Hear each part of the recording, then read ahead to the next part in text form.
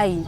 ငင်းတော့ကြောင့်ညီမတို့အမားတွေအိမ်ဒီပြပါပြီဆိုညီမတို့ကတော့အိမ်ရိုးလည်းမရှိဘူးရွာတဲ့နေရောလည်းတဲတာပေါ်မှာအဲ့လိုလေးဆိုပြိုပြတ်တော့မရှိဘူးပေါ့ဒါပေမဲ့အိမ်များတော့ခံရတာတော့ဒီစစ်တံပေါ်မှာ要鱼，唱完，讲大人的话。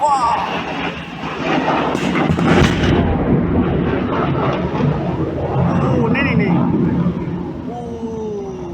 要，喂。မတ်လ28ရက်နေ့ကလှုပ်ခတ်ခဲ့တဲ့အင်အားပြင်းကလင်းကိုအပြင်းထန်ဆုံးခန်းစားခဲ့ရတဲ့ဒေသတွေထဲမှာအေယာဝတီမြစ်ရဲ့တစ်ဖက်ကမ်းကစကိုင်းမြို့လည်းပါဝင်ပါတယ်။စစ်အာဏာသိမ်းပြီးကတည်းကစစ်တံကိုအလူးလဲခံနေရတဲ့စကိုင်းဟာငလင်ရဲ့ဘိုးချက်ဖြစ်ခဲ့တာကြောင့်တပြိုင်နက်တည်းဘေးဒုက္ခတစ်ခုကိုကြုံတွေ့ခံစားနေကြရတာပါ။ဒီလေအမရင်လေးထားပြီးတော့လည်းခုစစ်ကြောင်းဝင်နေဆိုတော့ပြေးလို့ပြေးမှတ်တဲ့ဝဲသမားဒီပြေးတာတူလဲအုံနောက်ခေါင်းမှန်တော့အုံနောက်ပြီးကိုပွတ်ထွက်သွားပြန်လက်မကြည့်နိုင်ကြဘူးဂျိုလည်းမစကြူနိုင်ဘူးကုန်ကြုံပြီးလူတွေအဲ့လိုတွေမှန်လာအသက်80နီးပါးရှိပြီဖြစ်တဲ့ဒေါ်မီချိုနဲ့သူ့ရဲ့မိသားစုဟာစကိုင်းမြို့နယ်မှာရှိတဲ့ဘုန်းကြီးကျောင်းတစ်ခုမှာစစ်ဆောင်နေတာ2နှစ်ကျော်ခဲ့ပါပြီ။ငလင်လောက်ခတ်မှုကြောင့်ဒေါ်မီချိုတို့မိသားစုတွေစစ်ဆောင်နေတဲ့ဘုန်းကြီးကျောင်းဟာပြိုကျပျက်စီးခဲ့ရပြီးဒေါ်မီချိုရဲ့ခင်မွန်းချွေးမနဲ့လူမမဲ့ရွယ်မြီးလေးဦးဟာတပြိုင်နက်တည်းတည်ဆုံးခဲ့ရပါတယ်။ငလင်လောက်ခတ်မှုကြောင့်ထွက်ပေါ်လာတဲ့အတန်ကိုလေရင်ဟုထင်မှတ်ခါကျောင်းဆောင်ဘေးမှာပုံခုနေတော့ကျောင်းနံရံပြီပြီးမိသားစုဝင်6ဦးစလုံးတည်ဆုံးခဲ့တာပါ။ဒေါ်မီချိုကတော့တိုးရဲသောအသက်ရှင်ကျန်ရည်သူဖြစ်ခဲ့ပါတယ်။တို့ကြလည်းဟိုလုံးသူကအပိုးအမှတ်လို့သူကလည်းသူတို့ခါတိုင်းနေတဲ့ဟာကြတော့ဒုကောင်းတယ်လေ။ကောင်းတော့ကြအဲ့ဒါကြတော့အပိုးအမှတ်လို့သူတော့ဝင်ပြီးတော့ပုံညတာပေါ့။ငရင်မှမသိဘူး။နောက်ပိုင်းကျမှငရင်ပြီးဘွားလုံးမှာဖြုံဆိုပြိုးကြလာလေ။အဲ့လိုဟုတ်တယ်လေချောင်းအောင်မေးလို့ဝင်ပြီးတော့တိုးတာနဲ့အဲ့လိုလေချောင်းမဟုတ်ဘဲနဲ့အဲ့ငရင်ဖြစ်သွားတော့ဘုံပြုံးကိုအတင်းပြိုကြတာပဲအဲ့ဒါကြီးရလေအဲ့ဒါတော့ခုထိမဖယ်ရသေးငလင်ဘိုချက်ဖြစ်တဲ့စကိုင်းမြို့နယ်မှာ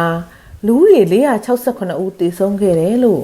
စစ်ကောင်စီကတရားဝင်ထုတ်ပြန်ထားပေမဲ့အဲ့ဒီထက်မနည်းတည်ဆုံးမှုတွေရှိပါတယ်ငလင်ဘေးထက်စစ်ဘေးဒုက္ခကိုအဆိုးဝါးဆုံးရင်ဆိုင်နေကြရတယ်လို့ဒေသခံတွေကဆိုပါတယ်အဲ့ငင်းတော့ကြောင့်ညီမတို့အမားတွေအိမ်ဒီပြပါပြီဆိုညီမတို့ကတော့အိမ်ရိုးလည်းမရှိဘူးရွာတဲ့နေရောလည်းတဲတာပေါ်မှာအဲ့လိုလေးဆိုပြိုပြတ်တော့မရှိဘူးပေါ့ဒါပေမဲ့အိမ်များတော့ခံရတာတော့ဒီစစ်တံပေါ်မှာစစ်တံဆိုတော့ကြာညီမတို့အမားတယောက်ဆိုရင်ဒီခုဖြစ်တဲ့နောက်ဆုံးတိုက်ပွဲပေါ်မှာတိုက်ပွဲတော့ပြင်းလွှားရင်းနဲ့မဟုတ်ရှောင်းရင်းတင်းရင်းနဲ့ကိုဖြစ်တာတယောက်ကအဲ့တီးခဲ့တာပေါ်မှာအဲ့3နှစ်သမီးလေးနဲ့အဲ့အမားတယောက်နဲ့မှန်တာအဲ့လိုအဲ့တော့ပစ္စည်းတွေလည်းအကုန်ဆုံးချက်တော့မှညီမတို့လည်းဒီပြစ်ထားခဲ့ရဇီအောင်နဲ့ဟာလေးဗာလေးလေသုံးချုံမှုကတော့များတာပေါ်မှာသုံးချုံမှုများလုံးကတော့ထိခိုက်နေတာတော့ဘာအောင်လို့စစ်တံပေါ့အာနာသိစစ်တံဟာငလင်တန်တဲ့ဒေသတွေကိုကုညီကယ်ဆယ်ရေးလုပ်ဖို့ဆိုတဲ့ခေါင်းစဉ်နဲ့ဧပြီလ2ရက်နေ့မှာယာယီအပြည့်ရကြောင်းကြေညာခဲ့ပေမဲ့စကိုင်းကိုဒေချောင်းတိုက်ခိုက်မှုတွေဇက်တိုက်ပြုလုပ်ခဲ့တဲ့အပြင်ငလင်ဘေးတင်ဒေသတွေအတွက်အကူအညီပေးရေးနဲ့ပစ္စည်းတွေကိုပါပိတ်ဆို့ဖျက်တောက်ခဲ့ပါတယ်။အာနာသိစစ်တပ်ဟာငလင်ဘေးကြောင့်ထိခိုက်ပျက်စီးမှုများအတွက်ကူညီထောက်ပံ့ပေးရေးကိုဦးစားပေးလှုပ်ဆောင်ခြင်းမရှိဘဲရှုံးနိမ့်နေတဲ့နေမြေများပြန်လည်ရယူနိုင်ရေးသာပုံမအာယုံစိုက်ခဲ့ပါတယ်။ဒါကြောင့်စကိုင်းဒေသဟာဒေသရင်းတော်လှန်ရေးအင်အားစုတွေ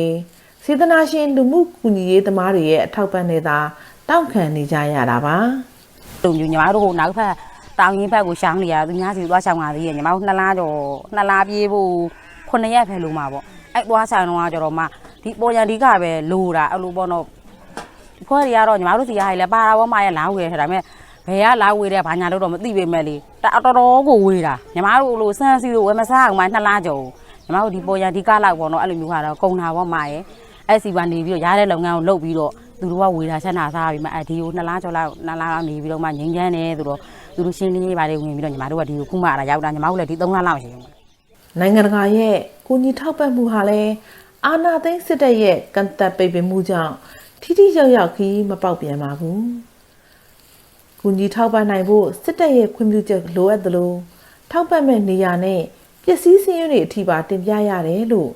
ကူညီထောက်ပံ့ရေးဆောင်ရွက်ခဲ့သူတဦးကဆိုပါတယ် အရင်တည်းလည်းခံခဲ့ရတဲ့အဲ့ဒီစစ်တမ်းလည်းခံခဲ့ရတဲ့အိမ်ကလည်းမပကြည့်တော့နေထိုင်မှုကလည်းခက်ခဲတွေဖြစ်ကုန်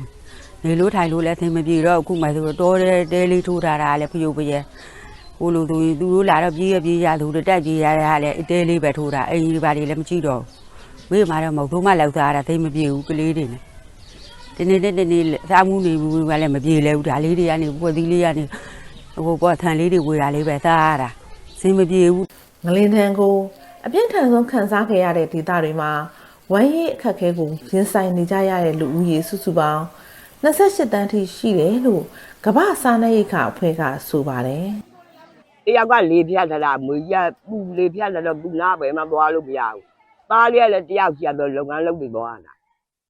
ဒီနားမှာကုန်းလုံးတန်းလုံးပြေးကုန်ရရောလေမွေတော့ဘယ်မှကိုမပြေးဘူးသက်သာဖြစ်ပါပြီဆိုကြရမပြေးနိုင်လို့လေကမ်းကိုချနေရတော့လားနော်ကမ်းတော့ပြေးတဲ့ကန်ပြပဲကမ်းမလို့ပါလိမ့်မယ်ပေါ့နော် ငလင်တန်ရောစစ်ဘေးတန်ရောခံစားနေရတဲ့စကိုင်းဘက်မှာတက်ကြီးရွယ်အိုတွေနဲ့ကလေးတငယ်တွေဟာ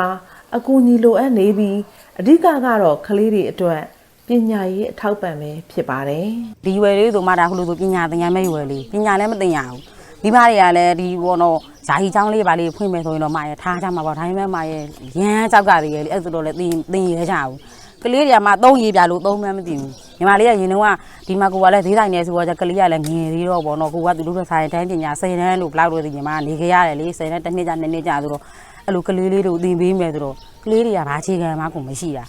မကလည်းအင်္ဂလိပ်လိုပေါ့နော်သူ1နှစ်3လေးပေါ့နော်အဲ့လို3လို့ဘာလို့ရေးပြိုင်ကိုသူတို့က3လို့3ညမသိတော့အဲ့လောက်ချင်ကိုမသိတာဘာမှမတတ်တာသင်မှမသင်ရတာမှရမွေးကြတဲ့သူတွေပြေးရတာဆိုတော့ကြော်လေအဲ့လိုမျိုးပေါ့စာပေကတော့လုံးဝမကိုမတတ်ပါဘူးမေးကြည့်လိုက်ပါဘယ်သူနေနေစကြတဲ့ပေါ်မှာတန်းနှစ်တန်းကိုနေကြရတဲ့ကလေးတွေကတော့နည်းနည်းပါးပါတော့ဖတ်တတ်ပြောတတ်တာပေါ့အဲ့နောက်မှမွေးတဲ့ဟာကြီးဘာမှမတတ်ဘူးဒီလုပ်ငန်းကြော်လဲအဲ့ထင်းခုတ်ကြတာပဲ လက်ရှိဖြစ်နေတဲ့စစ်ဘေးတဲ့စားလင်းငလင်ဘေးဟာမပြောပါတော့ဘူးဆိုပေမဲ့9လကျော်အထိရုံမထနိုင်ကြပါဘူး ခေတ်ခါကောင်းလို့လဲအိမ်ဆိုတာလဲမပြည့်ပါသွားပြီဆိုတော့ဒီလိုတဲထိုးရမှာတဲဆိုတာလဲမားလဲခုခုကြီးရမှာလေ90သိန်းစီမံထိုးရအဲ့လိုမျိုးပေါ့တောင်းနိုင်တဲ့အိမ်ရမှာမရှိသေးရမှာလေစားဖို့ကြတော့မားရဲ့လိုအပ်တာပေါ့ဘာနေလေတာကတဲ့တော့ငွေရှိမှထောက်ရမှာလေအဲ့လိုမျိုးပေါ့ငွေမှမပြည့်စုံဘူးဆိုတော့စားမှုလွယ်သေးစဉ်းစားရသေးပါဘူးအိမ်စားဖို့ဆိုတာတော့တဲ့စားဖို့ပဲအဲ့လိုမျိုး ဒီကဟာတဲ့ငလင်လမ်းကြောင်းကြီးတဲ့ကြီးပါဦး ငလင်ကြောင့်စိုက်ပျိုးမိနဲ့ရေအရင်းမြစ်များလည်းဆုံးရှုံးခဲ့ပါတယ် လောက်စားလို့မရတော့ဘူးလေဘလိုမျိုးတိုက်ဒေတာရေးအိမ်နေပိုင်းမရှိလို့ဒါလေတဲလေးတွေလေးရှေ့ဘက်ကားမှာလူမျိုးစစ်ဘေးဆောင်ရင်မတယ်ပါသူကတောင်းမြင်ကုန်လေးပေါ့ရှေ့ဘက်ကန်းလေးနေလေမြေတွေပိုင်းရကြတိတ်ပြီးတော့လောက်စားလို့မရတော့ဘူးဟိုပါပဲအကွဲချောင်းကြီးတွေဖြစ်ကုန်တာဆိုညီမတို့ခုဟိုပါပဲပြီးခဲ့တဲ့ကဆိုလို့ရှိရင်ပဲလူပါစိုက်လဲအဲ့လိုမျိုးငရင်ချောင်းကြီးကနေနေပြီလေရွှေတွေကဝါလောက်လာဆိုကြတော့ဘာမှမရဘူးပြီးနံနေလို့ပါလေဆုံးရှုံးနေရ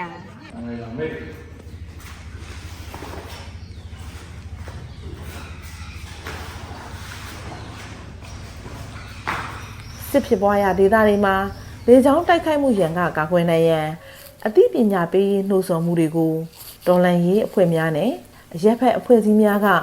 မကြာခဏပြုလုပ်လေ့ရှိပေမဲ့စစ်ပွဲတွေကြောင့်တဘာဝဘေးအတွက်ကြိုတင်ပြင်ဆင်မှုတွေမှာအားနည်းမှုတွေရှိခဲ့သလိုအရေးပေါ်ကူညီကယ်ဆယ်ရေးမှာလည်းအကန့်အသတ်တွေရှိနေပါတယ်။ငလင်ဘေးအတွက်အရေးပေါ်ကူညီကယ်ဆယ်ရေးလှုပ်ဆောင်နေစဉ်မှာပင်အာဏာသိမ်းစစ်တပ်ကစကိုင်းကိုလေကြောင်းတိုက်ခိုက်မှုတွေဆက်လက်လှုပ်ဆောင်နေစေဖြစ်ပါတယ်။ ဖြစ်နေတဲ့ဒေသတွေမှာကျွန်တော်တို့စီရေးရအသိပညာပေးမှုတွေကိုလုံလောက်တဲ့အခြေအနေမရှိသေးပါဘူး။အဲဆရာအသိပညာပေးနိုင်မှုဆိုတဲ့အခြေအနေထက်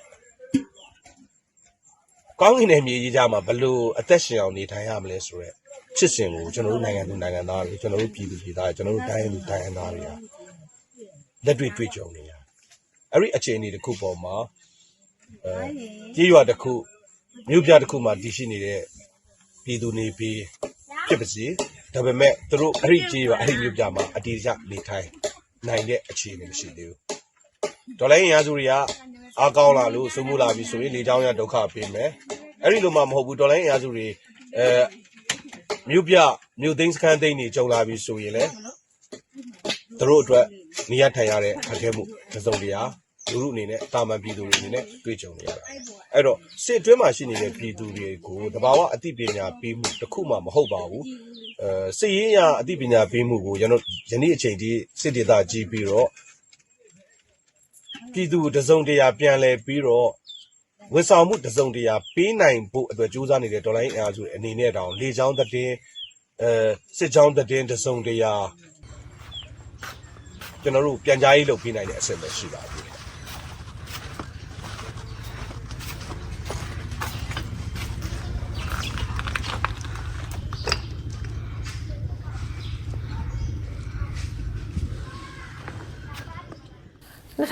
2021ခုနှစ်အာဏာသိမ်းပြီးနောက်ပိုင်းတိုက်ပွဲများဖြစ်ပွားရာနေရာတွေမှာစစ်ပွဲတွေနဲ့အတူတဘာဝဘေးအန္တရာယ်ဟာလည်းပုံမူဆိုးရွားလာပါတယ်စစ်ပွဲနဲ့တဘာဝဘေးကြကလူတွေဟာကိုယ်အနာတရားအပြင်စိတ်အနာတရားကိုလည်းခံစားနေကြရပါတယ်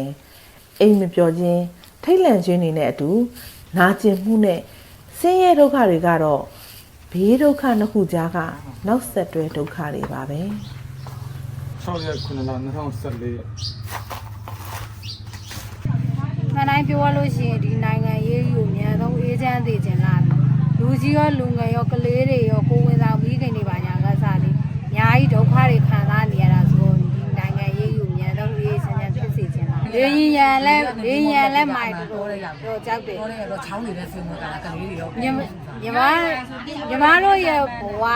ဝဘလို့ပြောလို့ဆိုလို့ကြတော့